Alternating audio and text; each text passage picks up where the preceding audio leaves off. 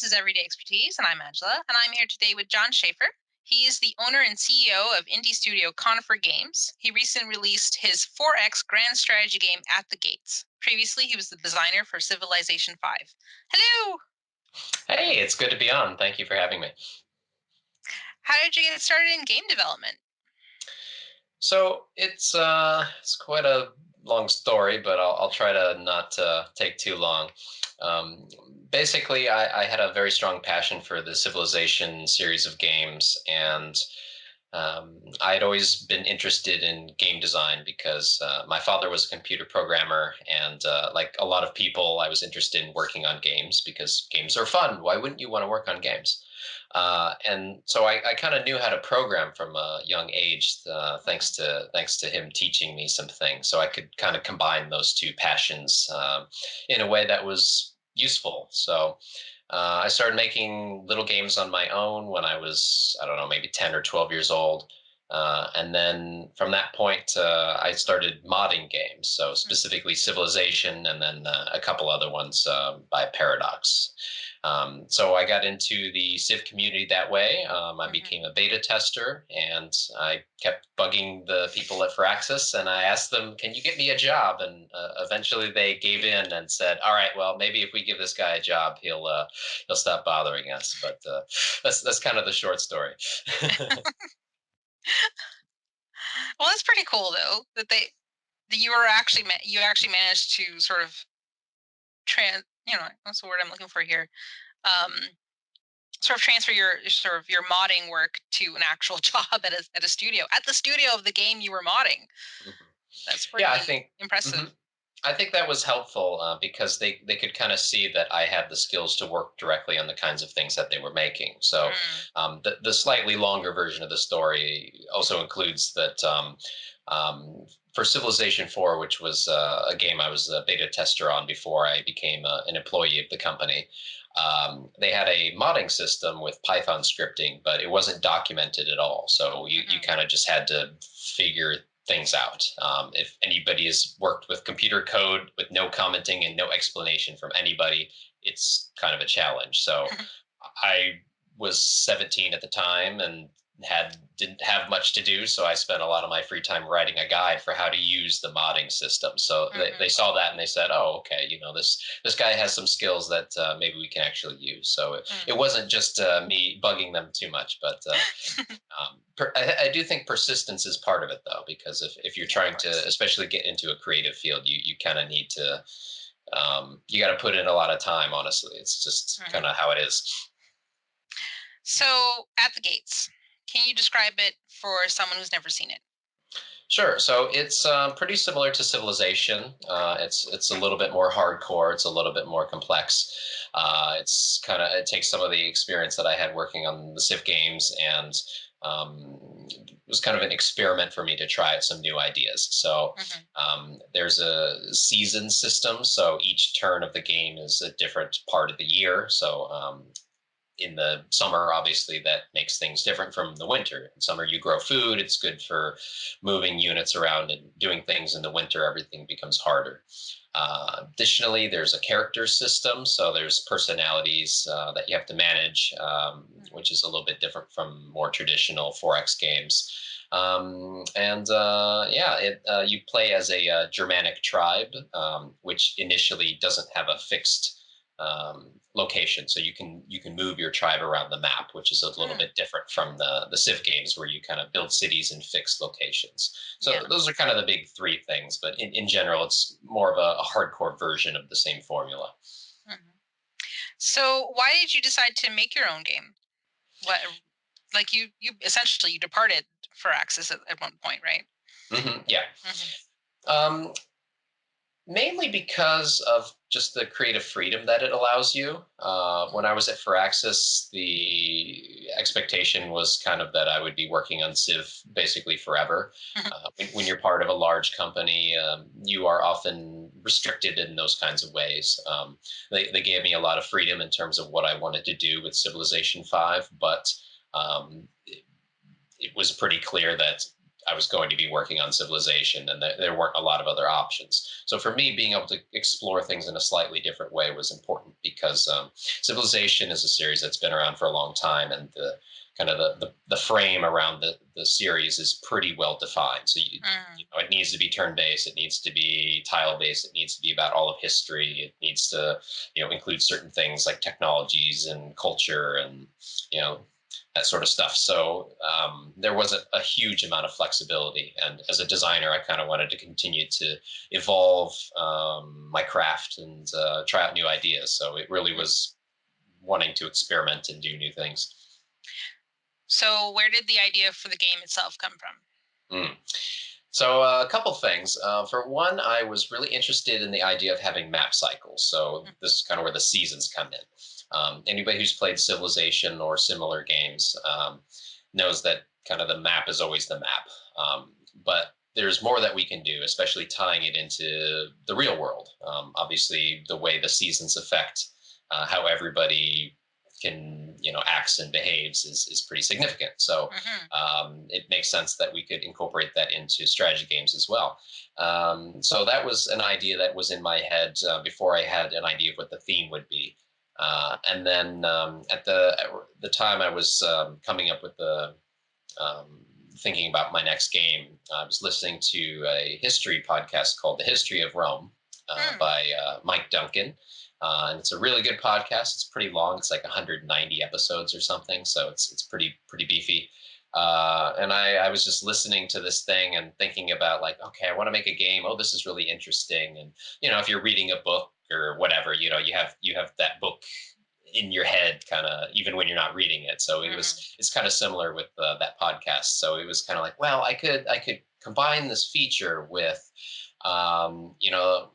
well, you could make a 4X game, which is a lot of it's about expansion and exploration. You could fit that into the late Roman era because kind of the newcomers to Europe in a way didn't really know what was there. They were kind of building a new world in a way.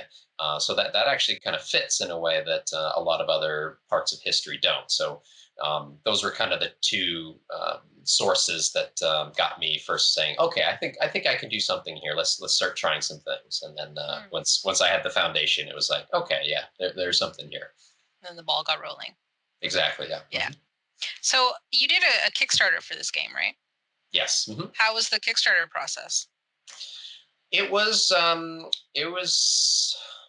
about what I expected, but it was a lot. It is a lot of work to do a Kickstarter campaign. Hmm. Both in terms of just getting things set up for the campaign itself. I think I probably spent maybe 3 months full time just getting everything ready for that, from the Hmm. video to getting certain pieces of art to editing the page to doing interviews and stuff to kind of build attention for it when it was announced. Just all sorts of stuff, just kind of marketing and PR stuff that's required outside of just working on the game itself.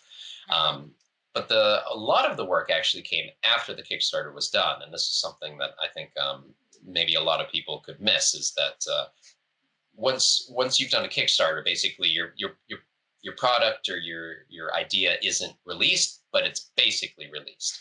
Everybody knows it's out there. Everybody's wondering about it. People are curious. People are excited. People are worried. And then if you're a game and you're giving out access to people a little bit early, then you have people playing the game and they're running into bugs and they have feedback. And there's a, a lot of work in that management process above and beyond just, Hmm. hey, we put the campaign together, it succeeded, okay, we have some money. It's kind of an ongoing task that doesn't finish until well, basically ever, really. Yeah.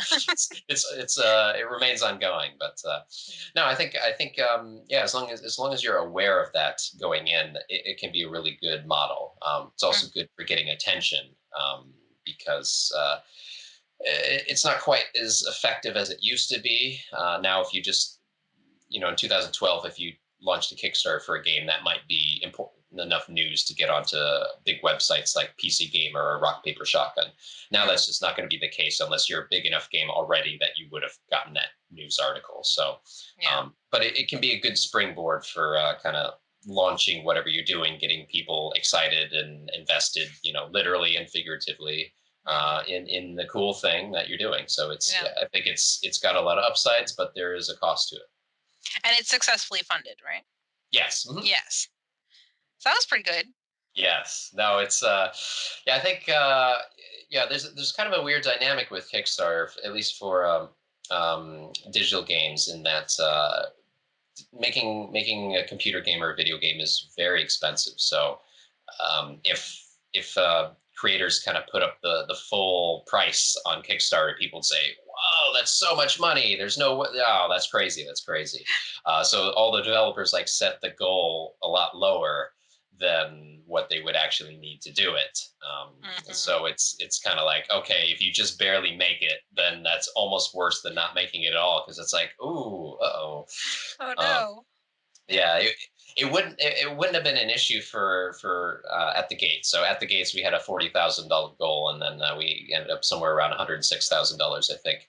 Um, since it was a small project, it wouldn't have been the end of the world if we'd gotten $42,000 or something Hmm. like that. But for a lot of the bigger games, it can be more of a challenge. So Yeah. yeah, it's kind of a weird dynamic there, but it's kind Hmm. of commonly Hmm. commonly regarded. So, yeah, I mean, obviously, civilization, I think, influences you quite a bit. But for yourself as a designer, what games and developers inspired you to make games? Any major influences? Mm. Yeah, so some of the some of the really early games, and there were a couple. So Panzer General, it's actually an old war game from a company called SSI. I think it came out in about 1995. It's about World War II. It was a game that had these very basic hex maps of battlefields. And this was kind of my first exposure to a digital strategy game. And this was kind of really mind blowing in a certain way, because it was the first time I played a game that had basically a world in front of you. And it wasn't just like playing Mario or something, which is cool, and there are worlds and spaces to Hmm. play in there. But it was like a geographic landscape. It was like our world, but in some kind of representative form that you could play on, that you could interact with directly. So this was like, wow, this is so cool. Um, and then Civ kind of just took that and then just ramped it up to 11, because the maps are much bigger. They're strategic in scope, not just tactical. So it's not just a battlefield. It's the whole world. That's a lot. That's cool. And also the maps themselves are procedurally generated. They're different every time. You're playing in a different world. That's kind of like our world, but not our world every time, and that's just super cool. So the thing that I probably become most passionate about with my game development work is creating maps. So Mm. one of the things that's probably the one of the coolest features in At the Gates is the map system, and that kind of ties in with the seasons. I have some animated GIFs somewhere, I think, on the website and stuff, where you can kind of see the winter kind of rolling in and then Mm. receding over the landscape around mountains, and moving, and then it's really cool stuff. So it's that It was does something sound that cool. really inspired me. Yeah, Yeah. from pretty young. So honestly, Civilization was probably the biggest influence. I mean, it's kind of obvious, but I was very fortunate to kind of Hmm. get the opportunity to lead up one of the games that in a series that is my favorite game series ever. So Hmm. yeah, those probably the two big ones in terms of the work that I do now. Hmm. What's something you wish you'd known about game development before you began? That's a good question. I guess probably the best answer is that even though it's fun, and maybe because it's fun, you have to be really strict with how you approach it. Especially younger developers will end up in a situation where they burn out because they put too much time into their work, into the game that they're working on, and then what was once this fun, passionate thing inevitably becomes like a ball and chain that you can't get away from. Um, and I see it happen to almost everybody. I mean, once you've been around for 5 or 10 years, there are still people who enjoy what they do, but it's a very different kind of enjoyment than when you're first coming out of school, and Mhm. entering the industry. Um, a lot of that is on the employers themselves, of course, to kind of foster a culture where it's acceptable and encouraged to take time off, because it's good for the people and good for the work. If you're burnt out, Mhm. you're not going to be doing much. But also, just we should be teaching people that, hey, if you care about this thing that you obviously are passionate about, care about, you should respect it, and try to protect it, draw a box around it, take some time off. It's okay to take a couple weeks off and really want to work and not be able to work, and then come back really refreshed. That's important. It's important Mhm. to be able to get away from what you're doing and recharge in that way. It doesn't matter what you do, but with games it's especially difficult, because games are fun, games Mhm. are awesome, everybody wants to make games, everybody Yeah. likes playing games. It's pretty easy to fall into that trap, and then realize, after 2 or 3 years, like, I am not enjoying this at all anymore, because Mhm. my approach and my process wasn't what it could have and maybe should have been. So I think that's probably something that I wish I'd known, and I think a lot of other younger developers should be made aware of. Mm. So expanding on that a little, because your game actually took about 7 years to Hmm. make in all, Yeah. and around when you released it, you wrote a very interesting article about your struggles with sort of that work life balance, Mhm. balancing your health and your social life. Um, can you maybe summarize a little about what you talked about in that article, Sure. and how you recovered from it? Yeah. So, like you said, it took about 7 years from the start to the finish line. And a lot of that was because of basically what I just described. So, uh, as basically the CEO and the game designer and the primary programmer and the only full time employee on the game, um, there were no boundaries basically for what I was doing.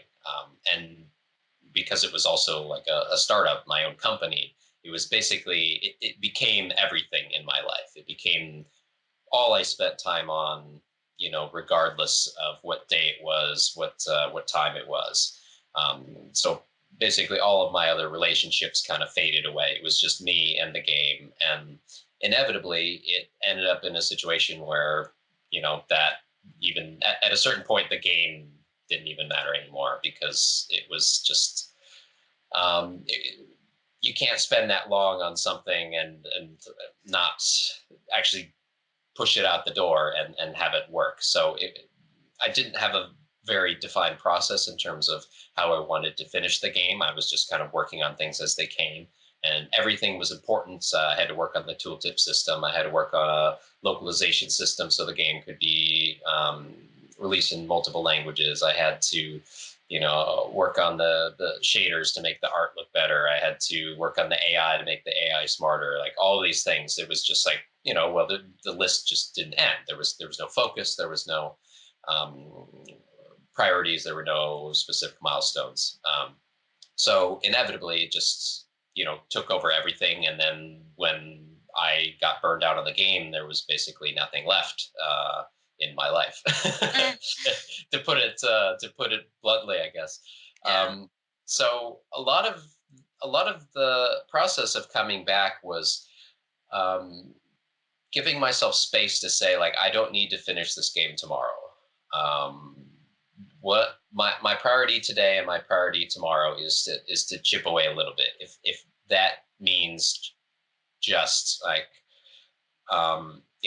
answering some emails that I have been neglecting for too long, like that's one step forward. That's enough Mhm. for today. Um, and this is something I think that's really important about any large project. What you accomplish on any one single day is basically irrelevant. What matters is what your process is, because that is how you accomplish things over time. If you're not going to be done with something in a day, then don't worry about that day. Like, what you need to worry about is what all of the days added up together add up to. And if you put too much pressure on yourself to do something today, that means you're probably not going to get much or maybe anything done today. And that, Mm.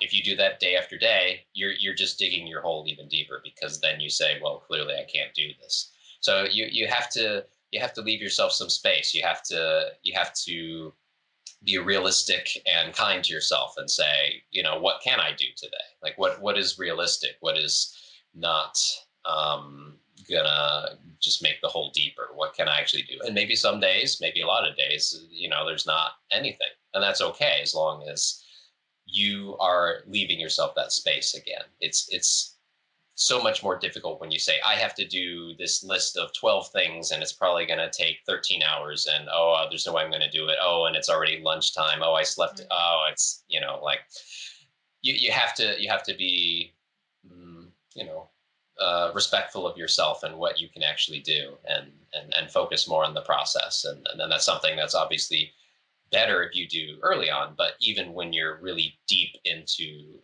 a bad situation, looking at, thinking about, what is my plan, what is my process, how can I make this thing work over time, and not putting too much on any single day. I think that's kind of the Mhm. key. That makes sense. So, what do you do now to integrate your work into your daily life? hmm So I have a pretty strict, not super strict, but pretty strict schedule. Mhm. So I try to get up at the same time every day. I try to go to bed at the same time every day. I make myself a cup of coffee. I practice Swedish a little bit, since I live here in Stockholm now. Um, and I'm obviously not Swedish. I go to the gym for 30 to 60 minutes basically every day. I make a salad for breakfast, which sounds strange, but try it. It works really well. If you can get yourself to that place, it's like, wow, this is so much better than like eating, I don't know, whatever cereal. Um, Mhm. so that's helped me out a lot. So I kind of go into the day with a good process. I've gotten some things done. I've gone to the gym. I've eaten a healthy meal. I've kind of kicked things off, and you're already feeling good at that point. So Mhm. at that point, I then leave my house to go work somewhere. Usually that's at the local library. Um, Here in Sweden, the library's closed over the summer for like 2.5 months, which is kind of annoying. Good for them. It's good that they get a break. It's bad for me. Then I have to like go to a coffee shop and pay for a coffee every day, which, that's fine. I like coffee.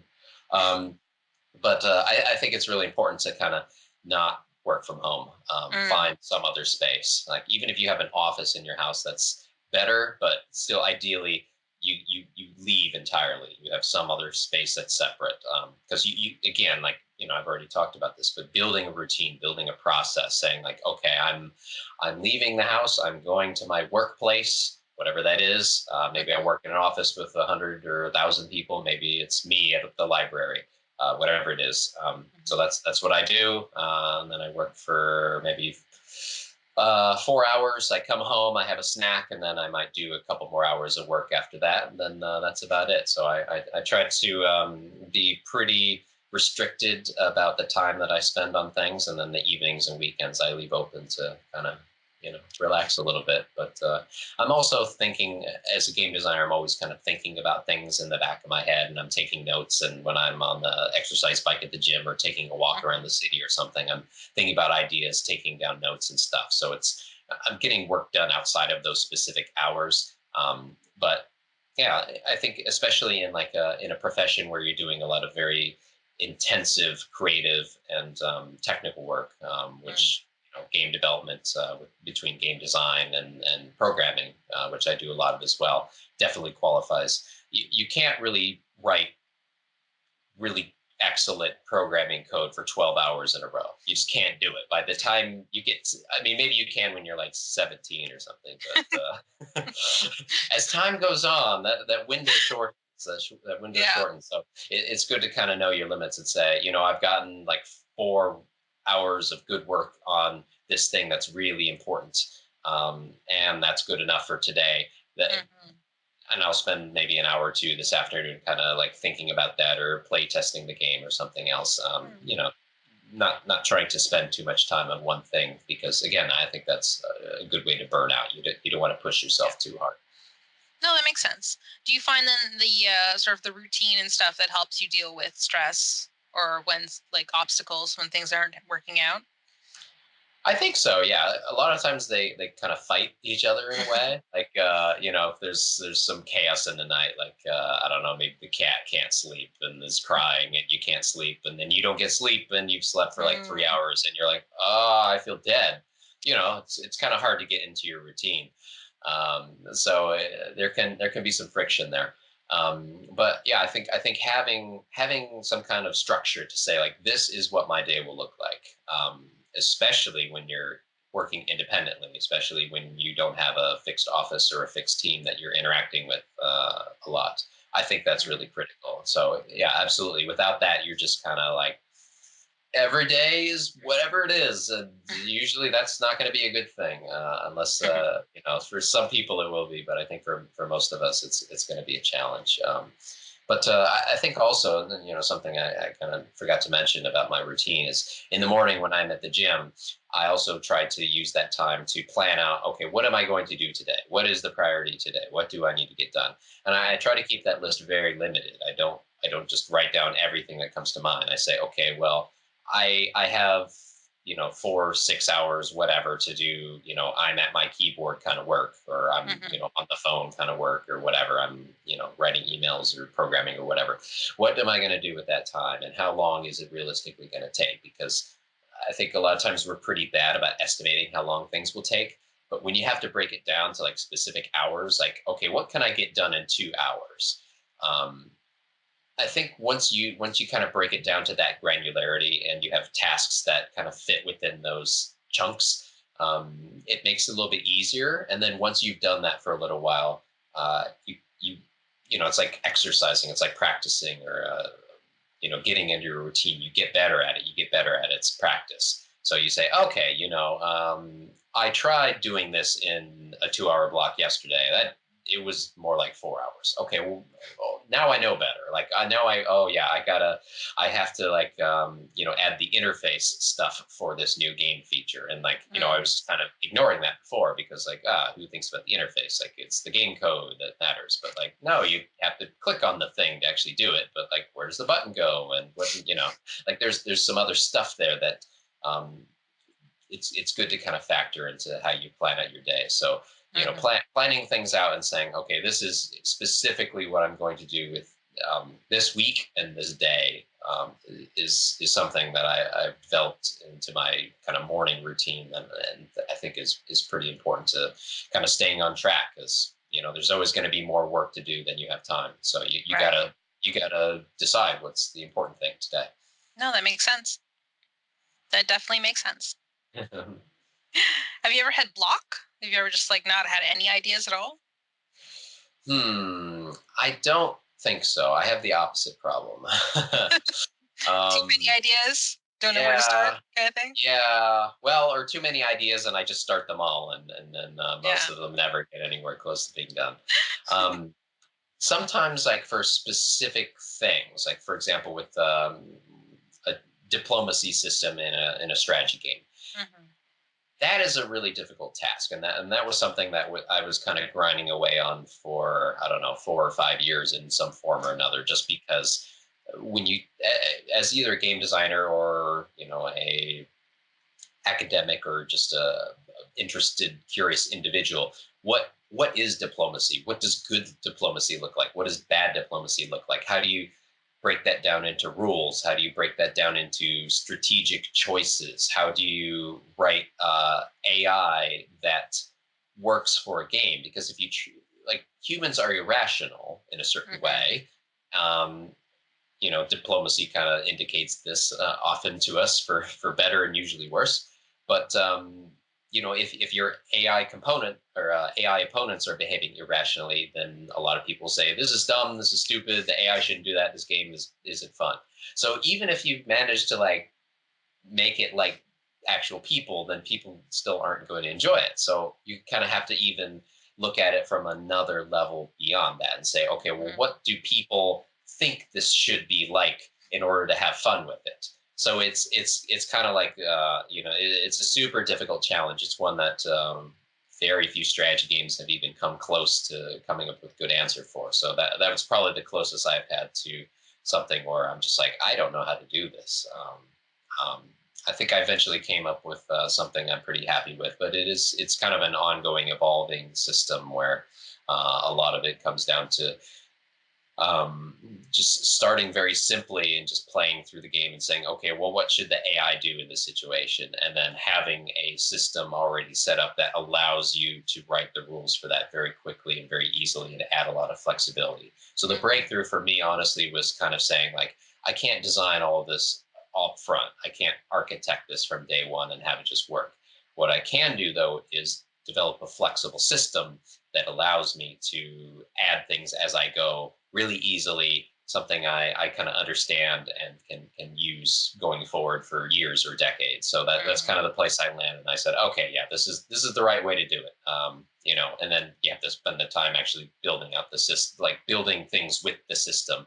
And I'm still kind of in that process now. I'm busy supporting at the gates still to this point. So Mm. that's that was kind of the biggest challenge that I faced. And, I kind of had to think about it from a different angle to come up with a solution I was happy with. So, something a little happier.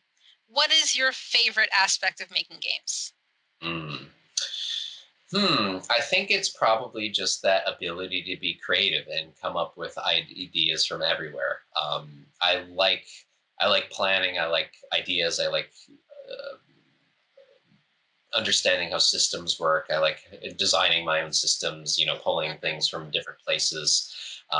And games allow me to do that. Games are an opportunity to build, completely new worlds that Mhm. other people can experience. And that's, when you think of it that way, it sounds even cooler than it is. And games are pretty cool to begin with. So it's the kind of it's the kind of job that wasn't possible, just even a few decades ago, Mm. because it's so reliant on technology to kind of be a tool that we use to, plug all the wires together in terms of the how the rules work.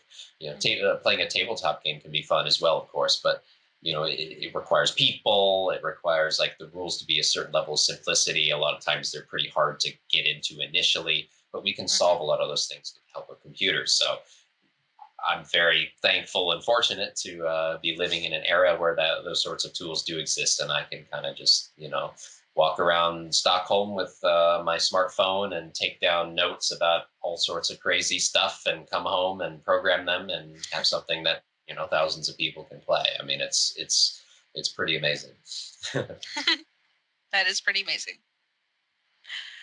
Okay, I think we've talked about a lot, but do you have any more advice for people starting out in game design? Mm. I think the probably the most important piece of advice, other than kind of be very protective of yourself and your process and your passion. Draw those, build those walls. Don't work too much. Seriously. Besides that, I would say it's essential to start simple. And this is something I'm still reminding myself of to this day. I have almost 15 years of experience now in game development, but it's super easy to want to do everything. Um, I've talked to a lot of younger people whose dream is to make an MMO game, which these games cost literally hundreds of millions of dollars and require several hundred people to make over 5 or more years. Yeah. That's a lot. That's a lot. You might I respect the dream, but you're probably not going to do it on your own. Um, so that's just kind of one almost silly example, but even within the context of, okay, you're somebody who knows how to program, you're familiar with Unity, you can make art, you have a friend who's helping with art, okay, you're ready to go, that sort of situation. But start as simple as you possibly can. Make the simplest game you possibly can. It doesn't sound as exciting as like doing all the stuff, but you can always add more later. Once you Mm. figure out what's fun, and in order to do that, you have to play the game. And in order to play the game, you have to have a game. In order to Mhm. have a game, you have to get it done. So start off with something simple. Get that get that done, make it playable, and then play it. And then you can add and change things with whatever time you have left to whatever release date you have, whether that's based on money or just if you're doing it as a hobby project. Once you kind of decide, all right, this is kind of where I want the finish line to be. But don't make it too complex. It's so easy to fall into that trap, but it's really deadly, and it's what I've fallen into many times in my career. And like I said, to this day, at the top of all of my game design documents in red text, I have the words "make it simple" to remind myself every time I open one of these silly Google Docs that, like, don't go overboard, John. You every time you're like, oh, I want to do the thing. No, no, no. Can't do it. Can't do it. Can't do it. Maybe you can. Maybe you can later. But you got to be disciplined. You got to be disciplined Mhm. about. This is the simplest version of this game that I can make. We're going to start there. We're going to make it work. Then we're gonna go from there once we have something. That makes a lot of sense. So John, this is I think we're basically at the point where I'm going to ask you, what is up next for you and your game company? Yeah. I've been starting to prototype some rough ideas, but it's still super early. I'm going to be working on At the Gates pretty extensively from here on out as well. So I got some plans for the AI, I got some plans for diplomacy. We've already done a lot of balance changes and that sort of thing since the game came out back in January of Mhm. 2019 this year. What version are you on now? I think it's 1.2. Yeah, Okay. 1.2. So we've had there was kind of a bug patch that came out a couple weeks, and then there have been two larger updates that kind of Mhm. focused on the economy and balance and that sort of thing. So the next step is to kind of work on the AI opponents and make them a little bit smarter. So yeah, I don't have anything fixed in terms of future projects just yet. Like I said, I've Mhm. been playing around with a couple ideas, but nothing is set in stone yet. But yeah, for now, it's going to be At the Gates. And so, how can people find out more about you and your game? Sure. So you probably the best place is at my blog. I have a blog named JonShaferOnDesign.com. Yeah. And I talk a lot about At the Gates there, and I also have a lot of older articles about game design more generally. Um, I'm also on Twitter. I don't use it much, but occasionally, once there's more big updates about the games and stuff I'm working on, I post it there as well. So that's kind of Mhm. a good place to keep up with things. So my handle there is at Jon Shafer Design. So those are probably the two main ways. And if people want Mhm. to reach out directly, you can probably just email me, contact@conifergames.com. So Mhm. yeah, What that's probably. platforms are At the Gates on? Yeah, so you can play it on Windows, Mac, or Linux. And it's Mhm. available either through our website, which is atthegatesgame.com, or on Steam or on the Humble store. Cool. All right. So, thank you, John. Thank you, everybody, for watching. This has been Everyday Expertise. I'm Angela. Bye. Thanks for watching. We hope you enjoyed this interview. Be sure to share this video with friends and colleagues who may also enjoy this topic. Let us know your thoughts by leaving a comment below or check the description for our social media. See you next time.